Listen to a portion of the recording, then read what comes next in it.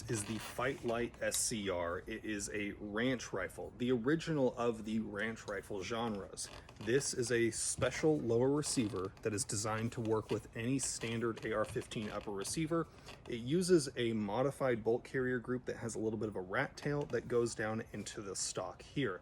This gun, as configured, is legal in the state of California as it is considered featureless and uses detachable magazines. If you lived in the state of California during Freedom Week and you possess legally 11 plus round magazines, you can use these in your gun in this Fightlite SCR. It's one of the more popular options, but it has been hard to come by. They've been producing them more often, and I'm very excited to test this one out. This one was sent to me and it has a pencil barrel. I equipped it with a 1:6 LPVO, and I use low rings because with this style of firearm, they really excel with low mounted optics. Let me know what you think